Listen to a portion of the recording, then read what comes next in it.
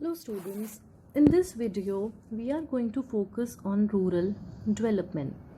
Now the main question that arises here is, what do we mean by rural development? So the answer is, rural development is a comprehensive term which focuses on development of all those areas that are lagging behind in overall development of the village economy.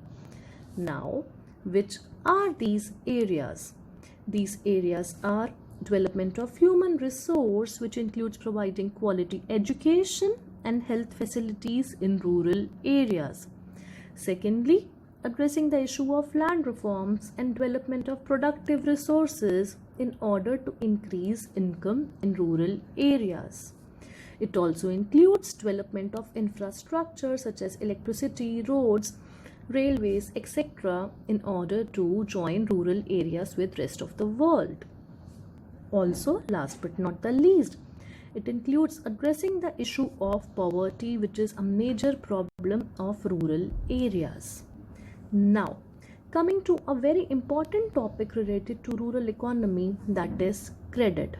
Firstly, why is credit required in rural areas? It is required to meet productive needs and to meet consumption needs. Credit assumes a very important role in rural areas because of long gestation period.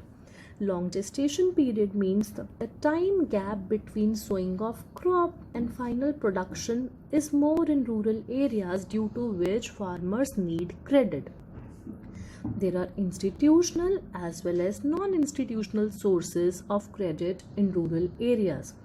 Non-institutional sources includes money lender, relatives, traders, commission agent who charge a very high rate of interest, whereas institutional sources are based on the multi-agency approach, where we have commercial banks, cooperative society and rural banks, and above them we have NABARD coordinating functioning of all these institutions.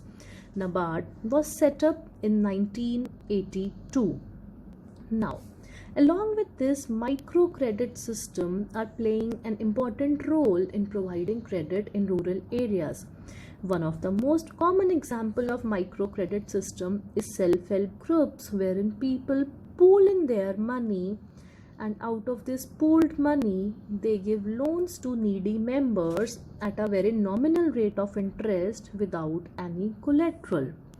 These self-help groups have also helped in upliftment of women in rural economy. Now, coming to the critical appraisal of rural banking, it can be seen that there are achievements as well as drawbacks of the banking system. Now, what are these achievements and drawbacks?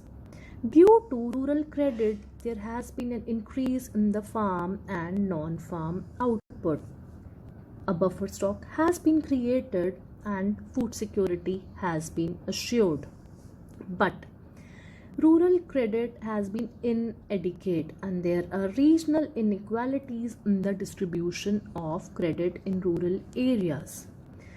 Large amount of overdue is one of the major problem, and it can be seen that a large portion of credit is taken away by rich farmers. Now, coming to the second important topic of rural India, we are going to talk about agricultural marketing. Agricultural marketing is a process that involves assembling, storage, processing, transportation, packing, grading and distribution of agricultural commodities.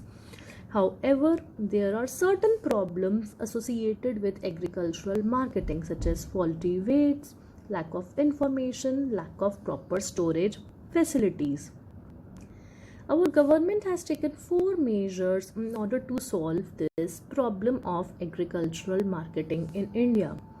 The first measure being establishment of regulated markets, in which there is orderly and transparent marketing.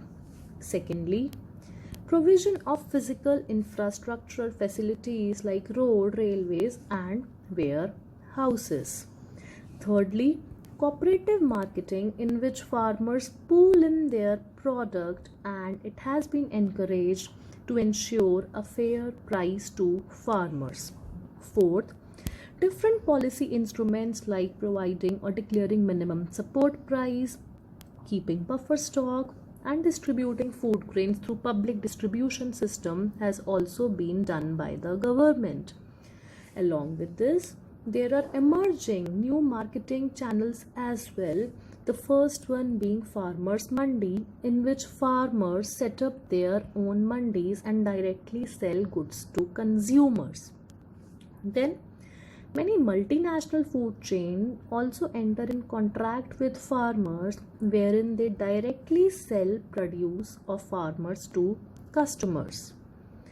Now, coming to the third important topic, diversification of agricultural activities. Diversification in the context of rural economy has two aspects. Diversification of crop production, that is growing a different variety of crops, and diversification of productive activities, that is resorting to non-farm activities in rural areas. In rural economy, diversification has been to animal husbandry, fisheries, horticulture, and IT, which is playing a very important role in development of rural economy.